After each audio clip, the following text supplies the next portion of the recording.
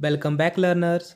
Today in this video we will discuss about a topic ophthalmic preparation.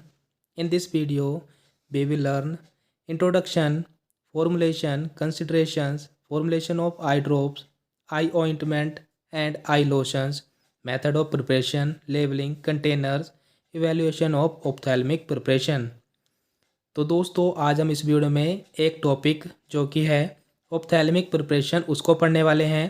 उसके अंदर हम पढ़ेंगे उसका इंट्रोडक्शन, फॉर्मुलेशन, कंसिडरेशन, यानी कि हम ऑप्थेल्मिक प्रिपरेशन में क्या क्या चीज़ें यूज़ करते हैं, कौन कौन से इंग्रेडिएंट यूज़ करते हैं वो सब। और हम इसी वीडियो में पढ़ेंगे कि हम आई ड्रॉप, आई ऑइंटमेंट और आई लोशन की फॉर्मुलेशन कैसे करते हैं, उनका मेथड ऑफ प्रिपरेशन क्या होता है, लेबलिंग कैसे करते हैं, कंटेनर्स कौन कौन से यूज़ करते हैं और हम कैसे ऑप्थेल्मिक प्रिपरेशन का इवैल्यूएशन कर सकते हैं। तो आज हम इस वीडियो में इन सभी टॉपिक को कवर करने वाले हैं। तो ज़्यादा देर न करते हुए वीडियो को स्टार्ट करते हैं।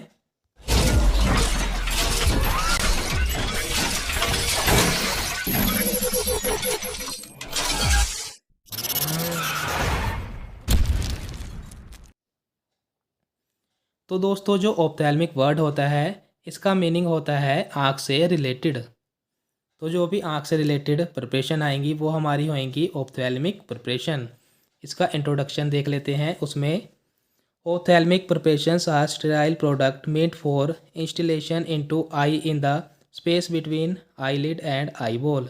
यानी कि जो ऑप्थेल्मिक प्रिपरेशन होती हैं वो एक स्टेराइल प्रोडक्ट होता है। स्टेराइल प्रोडक्ट का मतलब ऐसा प्रोडक्ट जिसके अंदर कोई भी माइक्रो ऑर्गेनिज्म की ग्रोथ ना हुई हो, वो उससे मुक्त हो, उसे हम कहते हैं स्टेराइल प्रोडक्ट। तो हमारे ऑप्थेल्मिक प्रिपरेशन स्टेराइल प्रोडक्ट होते हैं जो कि हमारे यूज़ करे जाते हैं आईलिड और आई बॉल के बीच में जो स्पेस होता है वहाँ पर।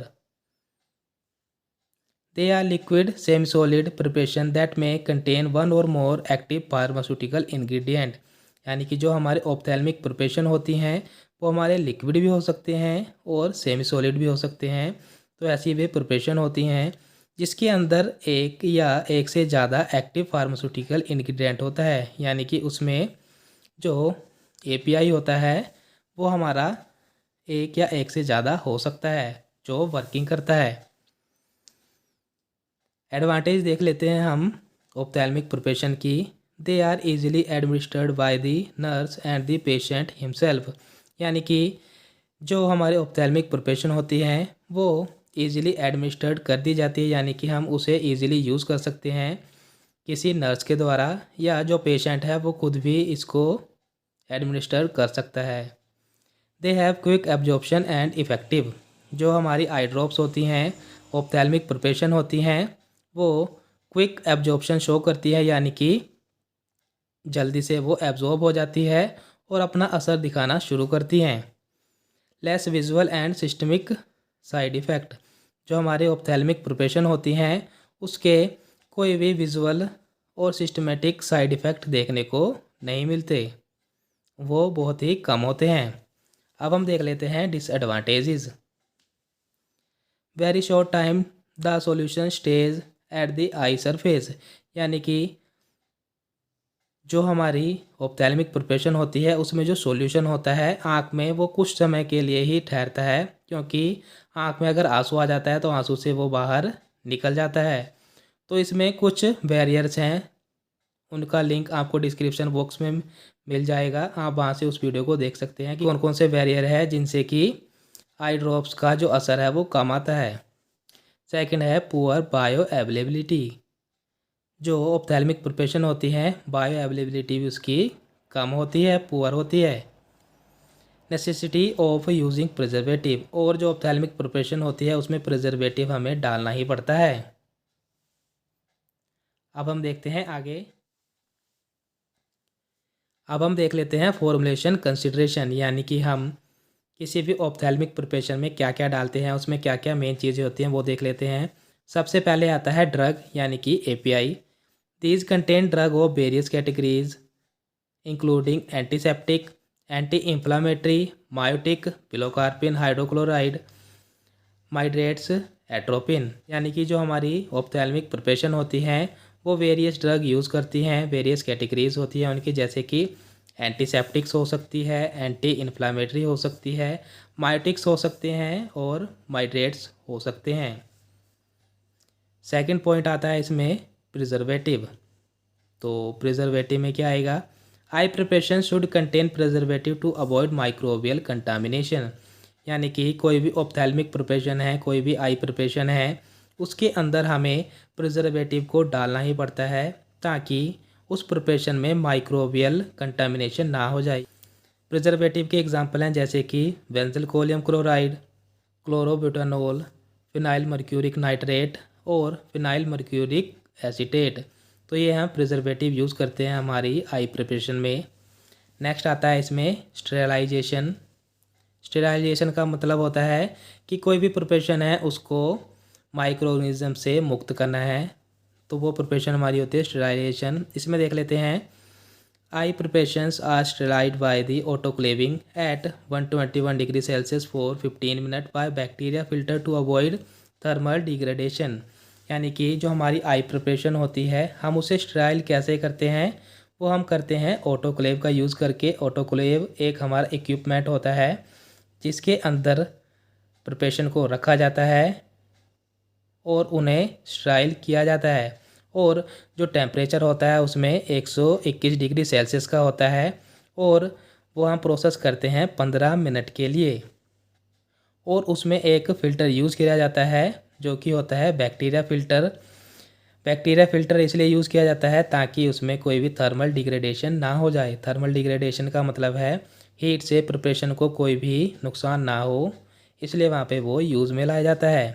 नेक्स्ट पॉइंट है इसमें membrane filter, bacteria proof filter and sintered glass filter are used. Sterilization में हम ये डिफरेंट फ़िल्टर भी यूज़ कर सकते हैं जैसे कि membrane filter, bacteria proof filter, sintered glass filter. Next point है इसमें isotonicity. Preparation must be isotonic with lacrimal secretion to avoid discomfort and irritation. यानी कि जो प्रिपरेशन है हमारे पास, जो भी आई प्रिपरेशन है वो हमारा आइसोटोनिक होना चाहिए हमारे लैक्राइमल सिक्रेशन से। इसका एग्जांपल दे देते हैं आपको, जैसे कि हमारे पास कोई सॉल्यूट है जिसकी जो क्वांटिटी है वो 5 ml है, तो 5 ही ml हमारी बॉडी में वो चीज़ पहले से मौजूद हो। वो इक्वल इसलिए होना चाहिए ताकि डिस्कम्फर्ट और इरिटेशन से बचा जा सके। एग्जांपल है जैसे 1.9% बोरिक एसिड और 0.9% सोडियम क्लोराइड। तो ये हमारे आइसोटोनिक प्रिपरेशन यहाँ पे यूज़ में लाए जाते हैं। नेक्स्ट है हमारा pH. PH plays an important role to maintain therapeutic activity, solubility, stability and comfort to the patient. यानी कि जो पीएच है, पीएच एक मोस्ट इम्पोर्टेंट रोल प्ले करती है हमारी, जिससे कि जो प्रिपरेशन है उसकी थेराप्यूटिक एक्टिविटी बनी रहती है और उसकी सोल्युबिलिटी बनी रहती है, स्टेबिलिटी बनी रहती है और उसका जो कंफर्ट है वो भी बना रहता है जब हमारी पीएच मेंटेन रहती है। नेक्स्ट आता है viscosity. The size of drop and it's residence in I depend on viscosity of I drop. यानी कि जो ड्रॉप का साइज़ होगा और उसका जो टाइम होगा आँख में रुकने का, वो हमारा डिपेंड करेगा उस आई प्रिपरेशन की विस्कोसिटी के ऊपर। यानी कि वो कितनी ज़्यादा गाढ़ी है वो डिपेंड करेगा कि उसका साइज़ ड्रॉप का कितना होगा और वो कितनी देर के लिए आँख के ऊपर, आँख की सरफेस के ऊपर ठहरेगा। Thickening agent are added to prolong the contact time of drug in eye. Viscosity बढ़ाने के लिए हम क्या करते हैं, थिकनिंग एजेंट यूज़ करते हैं ताकि जो प्रिपरेशन है हमारी, आई ड्रॉप है हमारी, जो हमारी ड्रग है वो आँख के सरफेस के ऊपर ज़्यादा टाइम के लिए रह सके। एग्जांपल देख लेते हैं थिकनिंग एजेंट के। Methyl cellulose, HPMC, polyvinyl alcohol, polyethylene glycol. तो ये हमारे थिकनिंग एजेंट है जो विस्कोसिटी बढ़ाने के लिए यूज़ में लाए जाते हैं। नेक्स्ट आता है अब हमारा container. Commonly used container for ophthalmic preparation, solution और suspension is multi dose container. यानी कि हम मल्टी डोज कंटेनर का यूज़ करते हैं आई ड्रॉप को रखने के लिए। Glass container is supplied with sterile plastic dropper. या हम ग्लास कंटेनर भी यूज़ कर सकते हैं जिनका ड्रॉपर होएगा वो प्लास्टिक का होएगा। लेवल देख लेते हैं। लेवल के ऊपर जो मेंशन होता है वो होता है नोट फॉर इंजेक्शन, यानी कि जो आई ड्रॉप्स होती हैं वो इंजेक्शन के लिए नहीं होती हैं, और एक्सटर्नल यूज़ ओनली, एक्सटर्नली हमें उसे यूज़ करना है, इंटरनली हमें यूज़ नहीं करना है। शेक वेल बिफोर यूज़, और जो हमारी आई ड्रॉप है उसको शेक करना है यूज़ करने से पहले, इफ़ इट इज़ सस्पेंशन, अगर वो प्रिपरेशन हमारी सस्पेंशन है तो। अब हम देख लेते हैं फॉर्मुलेशन ऑफ आई ड्रॉप्स, यानी कि हम आई ड्रॉप्स को कैसे कैसे फॉर्मुलेट कर सकते हैं। Eye drops are sterile aqueous or oily solution और suspension of drug that are instilled into eye with a dropper, यानी कि जो हमारी आई ड्रॉप्स होते हैं वो हमारे स्टेराइल एक्वस या ऑयली सॉल्यूशन या सस्पेंशन हो सकते हैं। यानी कि जो हमारी आई ड्रॉप है वो हमारी एक्वस भी हो सकती है, ऑयली भी हो सकती है, या वो सॉल्यूशन होगा या हमारा सस्पेंशन होगा, और वो हमारे ड्रॉपर की मदद से आँख में डाले जाते हैं। ऐसी प्रिपरेशन होती है हमारी आई ड्रॉप्स। प्रिपरेशन देख लेते हैं। Eye drops are prepared in 4 stages, यानी कि जो हमारी प्रिपरेशन है उसको 4 स्टेजेस में बनाया जाता है। फर्स्ट स्टेज देख लेते हैं, preparation of bactericidal and fungicidal vehicle, यानी कि हमें ऐसा माध्यम बनाना है जो हमारा बैक्टीरिसाइडल हो सकता है या फंगिसाइडल हो सकता है। तो इसमें देख लेते हैं, aqueous or oily vehicle is used in the preparation of eye drops, यानी कि हम या तो एक्वस या ऑयली व्हीकल यूज़ करेंगे आई ड्रॉप को बनाने के लिए। Aqueous vehicle may support bacterial और fungal growth, so one of the following bactericidal may be use to preserve the eye drops. Means अगर हम एक्वस व्हीकल यूज़ करते हैं तो उसके अंदर कोई भी बैक्टीरिया या कोई भी फंगल ग्रोथ हो सकती है, तो उसको प्रिजर्व करने के लिए, उसको रोकने के लिए हमें आई ड्रॉप्स के अंदर बैक्टीरिसाइडल को डालना पड़ता है। जैसे कि उसके एग्जांपल है फिनाइल मर्क्यूरिक नाइट्रेट या फिनाइल मर्क्यूरिक एसीटेट, उनकी जो परसेंटेज होएगी 0.002%, या हम बेंजल कोलियम क्लोराइड यूज़ कर सकते हैं 0.01%, या हम क्लोरोहेक्साइड एसीटेट यूज़ कर सकते हैं, वो भी 0.01%। नेक्स्ट देख लेते हैं अब हम, preparation of solution of medicament and adjuvant, हमें मेडिकामेंट का सॉल्यूशन बनाना है। मेडिकामेंट मीन्स जो उसमें एक्टिव पार्ट है, जो ड्रग है, वो देख लेते हैं अब हम इसमें। The medicaments are dissolve in aqueous vehicle containing suitable anti microbial agent, यानी कि जो हमारी मेडिकामेंट्स हैं, जो हमारी ड्रग्स हैं, उसको हमने एक्वस व्हीकल में डिसॉल्व कर लेना है जिसके अंदर एक एंटी माइक्रोबियल एजेंट मौजूद होएगा।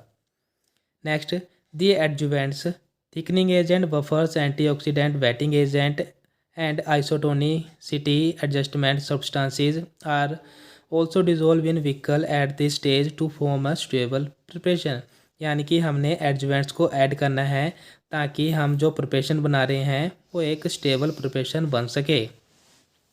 एडजुवेंट का काम क्या होता है? एडजुवेंट का काम होता है बायोलॉजिकल एक्टिविटी को बढ़ाना। एडजुवेंट हम यूज़ कर सकते हैं यहाँ पे, जैसे कि डिफरेंट डिफरेंट एजेंट दे रखे हैं। थिकनिंग एजेंट हम यूज़ कर सकते हैं एज ए एडजुवेंट, बफर्स हम यूज़ कर सकते हैं, एंटीऑक्सीडेंट हम यूज़ कर सकते हैं, वेटिंग एजेंट हम यूज़ कर सकते हैं, या आइसोटोनिसिटी एडजस्टमेंट सब्सटेंसेस हम इसमें यूज़ कर सकते हैं। नेक्स्ट आता है अब हमारा इसमें classification. Eye drops are classified by passing the solution through membrane filter having pore size 0.8 micrometre, यानी कि हमें अगर आई ड्रॉप को क्लासिफाइड करना है तो वो हमारा होता है जब हम आई ड्रॉप को पास करते हैं, आई ड्रॉप के सॉल्यूशन को पास करते हैं मेम्ब्रेन फिल्टर में से, जिसका जो पोर साइज़ होता है 0.8 माइक्रोमीटर होता है, तो हम on the basis of drop size हम आई ड्रॉप को क्लासीफाई कर सकते हैं। The classified solution is immediately transferred into final container and seal to exclude micro organism, यानी जब हमने उस ड्रॉप की क्लासिफिकेशन कर ली है तो उस ड्रॉप को हमें कंटेनर में डाल लेना है और उसे सील पैक कर देना है ताकि उसके अंदर कोई भी माइक्रो ऑर्गेनिज्म की ग्रोथ ना हो जाए। नेक्स्ट पॉइंट आता है इसमें sterilization. Eye drops are sterilized by autoclaving और heating with bactericide at 98 to 100 degree Celsius for 30 minutes on filtration through bacteria proof filter. यानी कि हमें स्टेराइल कैसे करना है आई ड्रॉप को, वो कर सकते हैं हम ऑटोक्लेव का यूज़ करके, या हम प्रिपरेशन को हीट करेंगे वो भी बैक्टीरिसाइड से, वो भी 98 से 100 डिग्री सेल्सियस के टेम्परेचर के ऊपर, वो भी 30 मिनट के लिए। और वो करना किसके ऊपर है, फिल्ट्रेशन बैक्टीरिया प्रूफ फिल्टर का यूज़ करके। आई ड्रॉप शुड बी लेबल्ड, यानी कि आई ड्रॉप्स के ऊपर क्या लिखा होता है, for external use only, external use करना है उसे, along with storage condition to maintain full activity. और उसके ऊपर लेबल में ये भी लिखा होता है कि आई ड्रॉप को हमें किन जगह पर रखना है, कैसे टेम्परेचर के ऊपर रखना है, वो सारा कुछ मेंशन होता है। Storage, I drop should be packed in neutral glass container और इन अ सुटेबल प्लास्टिक कंटेनर। यानी कि जो हमारी आई ड्रॉप्स होती है वो हमें न्यूट्रल ग्लास कंटेनर के अंदर रखना है, यानी कि ऐसा ग्लास जिसका कोई भी असर ना हो, अगर उसके अंदर हम कोई भी सॉल्यूशन डालते हैं तो उसकी एक्टिविटी चेंज ना हो, तो हमें न्यूट्रल ग्लास कंटेनर यूज़ करना है। या वो ग्लास का हो सकता है या वो प्लास्टिक का हो सकता है। Nowadays neutral glass small बोतल having capacity of 4 to 8 ml are used. यानी कि आजकल के दिन में 4 से 8 ml जिस कंटेनर के अंदर आ जाए वो हम न्यूट्रल ग्लास बोतल यूज़ करते हैं। दीज बोतल are sterilized bye gaseous स्टेराइजेशन method. यानी कि जो ग्लास कंटेनर है उसको स्टेराइल किया जाता है गैसियस स्टेराइजेशन मेथड का यूज़ करके। अब हम देख लेते हैं formulation of I ointment. Melt wool fat soft paraffin on a water bath. यानी कि हमने वाटर बाथ के ऊपर वूल फैट लेना है और सॉफ्ट पैराफिन लेना है और उनको मेल्ट करना है। ऐड लिक्विड पैराफिन, और उसके अंदर हमने लिक्विड पैराफिन को ऐड कर देना है। Filter through course filter placed in heated funnel. यानी कि हमने हीटेड फनल ले रखी है और उसको सॉल्यूशन को हमने कोर्स फिल्टर के थ्रू फिल्टर कर देना है। It is sterilize by dry heating method. यानी कि हमने ड्राई हीट मेथड यूज़ करना है, जो हम डायरेक्टली यूज़ कर सकते हैं, जैसे कि मोमबत्ती के ऊपर चाइना डिश रख के हम उसे ड्राई हीट करते हैं, तो हम उस तरीके से स्टेराइजेशन भी कर सकते हैं। Incorporate the medicament with the I ointment base packed in sterile concession. उसके बाद हमने आई ऑइंटमेंट बेस में मेडिकामेंट को ऐड कर देना है और उसको पैक कर देना है स्टेराइल कंटेनर के अंदर। तो दोस्तों अब हम देख लेते हैं फॉर्मुलेशन ऑफ आई लोशन। यानी कि हम आई लोशन को कैसे बना सकते हैं वो।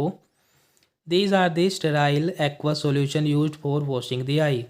जो हमारी आई लोशन होती है वो स्टेराइल एक्वा सॉल्यूशन होता है, यानी कि उसमें वाटर यूज़ किया जाता है, जो हमारा यूज़ में लाया जाता है आँख को वॉश करने के लिए, आँख की सफाई करने के लिए। The eye lotion are supplied in concentrated form and are required to be diluted with warm water immediately before use. यानी कि जो हमारे आई लोशन होते हैं उनको कंसनट्रेटेड फॉर्म में सप्लाई किया जाता है, यानी कि प्योर फॉर्म में सप्लाई किया जाता है, और उन प्रिपरेशन को डाइल्यूट किया जाता है वो भी गर्म पानी के साथ। यानी कि उस प्रिपरेशन में गर्म पानी को मिलाया जाता है यूज़ करने से पहले। They are required to be prepared fresh. यानी कि जो हमारे आई लोशन होते हैं उनको फ्रेश बनाया जाता है। Should not be store for more than days. यानी कि ज़्यादा दिन तक उन्हें पहले बना के नहीं रखा जाता है, कुछ दिनों पहले ही या कुछ टाइम पहले ही आई लोशन को बनाया जाता है। As the lotion may get contaminated with micro organism. उनको इसलिए तुरंत बनाया जाता है क्योंकि उनके अंदर माइक्रो ऑर्गेनिज्म की जो ग्रोथ होती है वो जल्दी हो जाती है। तो माइक्रो ऑर्गेनिज्म की ग्रोथ जल्दी ना हो इसलिए ही उन्हें तुरंत बनाया जाता है, फ्रेश बनाया जाता है। अब हम देख लेते हैं प्रिपरेशन आई लोशन की। Sodium chloride and sodium bicarbonate eye lotion are commonly use to remove foreign substance from the eye. यानी कि आँख के अंदर कोई भी फॉरेन सब्सटेंस चला जाता है, कोई भी बाहरी कण चला जाता है, तो उसको रिमूव करने के लिए यहाँ पे दो लोशन यूज़ में लाए जाते हैं, जैसे कि सोडियम क्लोराइड आई lotion, sodium bicarbonate eye lotion. तो इन दोनों की प्रिपरेशन को अब हम देखेंगे। सबसे पहले आता है हमारा सोडियम क्लोराइड आइलोशन। NaCl हम इसमें लेंगे 9 ग्राम और प्यूरिफाइड वाटर हम इसमें लेंगे 100 ml। और इसका मेथड देख लेते हैं हम अब। Dissolve NaCl in purified water and made the final volume by adding more of purified water.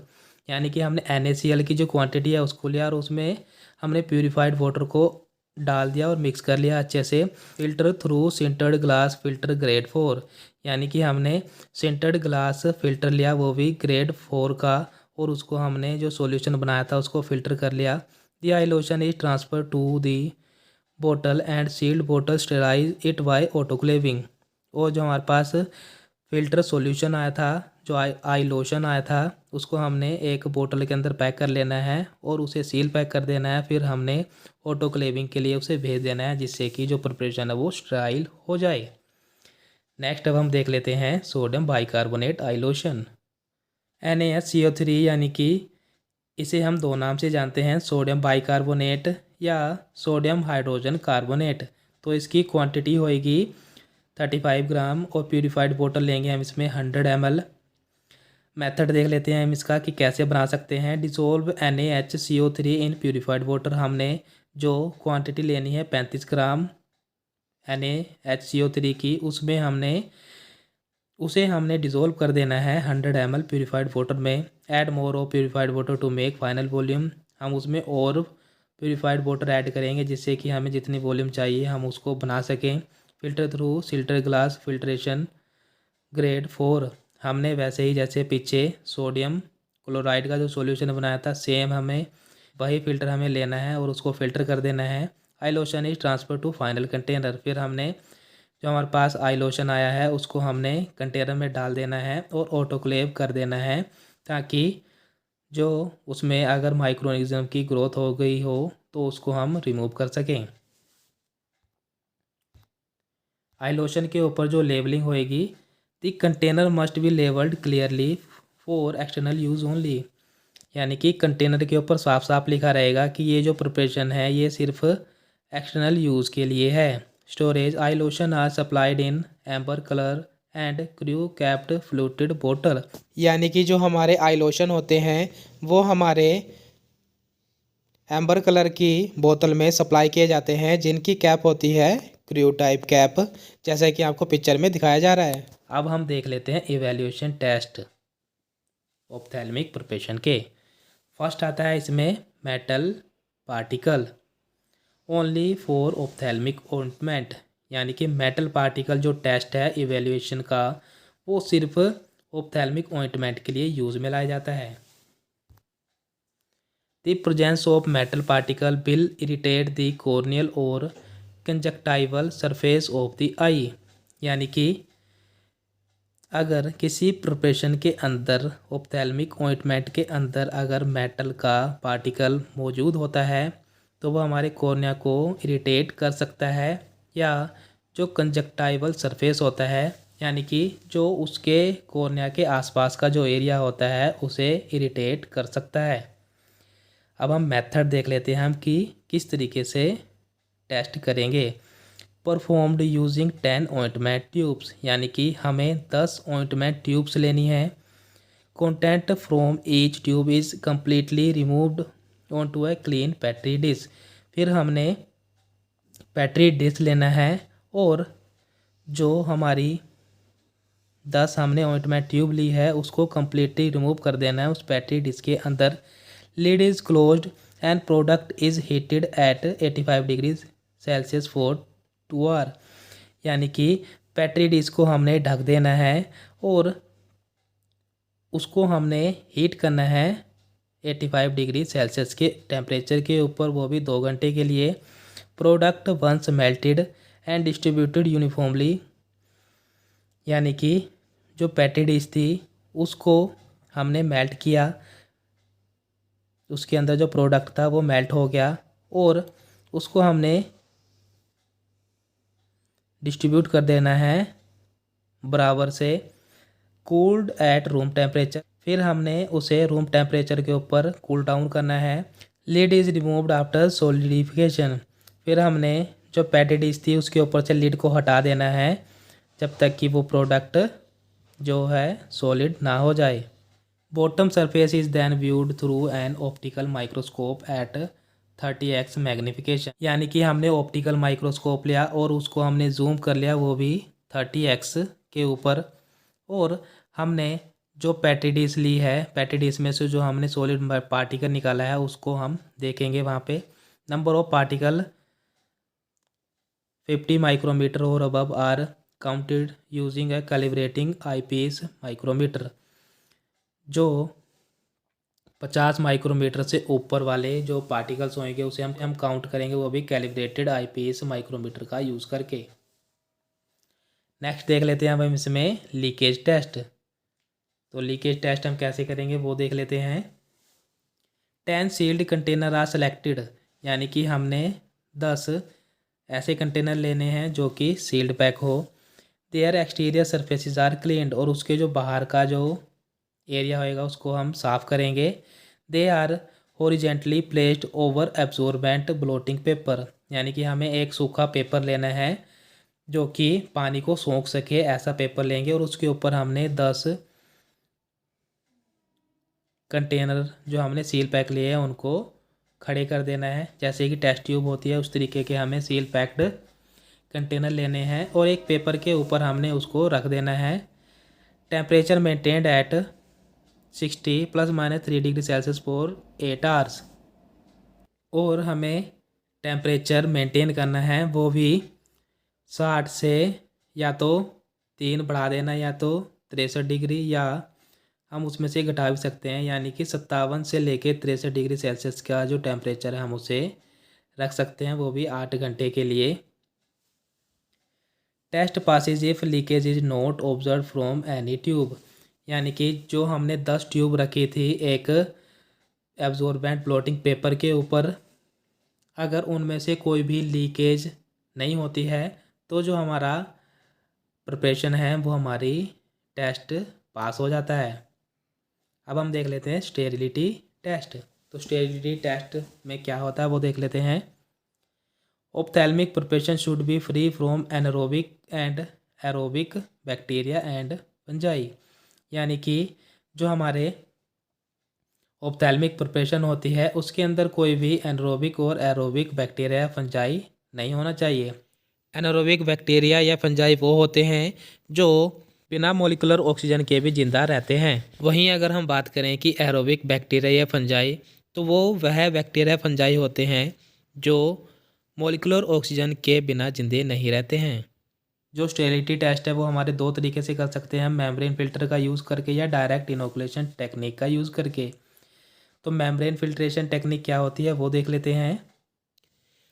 तो इसमें हम क्या करेंगे, हमने आइसोप्रोपाइल माइस्ट्रेट लिया, उसके अंदर हमें 1% टेस्ट सॉल्यूशन बनाना है। फिर हमने क्या करना है, हमने उसे पेंट्रेट कराना है, वो भी सेलुलोस नाइट्रेट फिल्टर में से। फिर हमने क्या करना है, हमारे पास जो मेम्ब्रेन है उसे हमने 3 बारी वॉश करना है, वो भी 100 ml style diluting rinsing fluid का यूज़ करके। फिर हमें उसे ट्रांसफ़र कर देना है फ्लूइड थायोग्लाइकोलेट यानी कि FTG में, या सोयाबीन केजिन डाइडस्ट मीडियम में। फिर हमारे पास जो मेम्ब्रेन है उसे हमने फाइनली 14 दिन के लिए इंक्यूबेशन पीरियड के लिए भेज देना है। 14 दिन के बाद हम चेकआउट करेंगे। हमारे रिज़ल्ट में अगर FTG आता है तो वो इंडिकेट करेगा कि उसके अंदर एरोबिक और एनारोबिक बैक्टीरिया मौजूद हैं, और अगर हमारा SBCD आता है तो वो इंडिकेट करेगा कि उसके अंदर जो फंजाई और बैक्टीरिया हैं वो दोनों एरोबिक हैं। नेक्स्ट है हमारा direct inoculation technique. 1 part of product diluted with 10 parts of sterile diluting and rinsing fluid with the help of emulsifying agent, यानी कि हमें इमल्सिफाइंग एजेंट का यूज़ करके 1 पार्ट लेना है प्रोडक्ट का और उसमें हमने 10 पार्ट रख देने हैं स्टेराइल प्रोडक्ट के और उसे हमने रख देना है FTG SBCD मीडिया 14 दिन के लिए।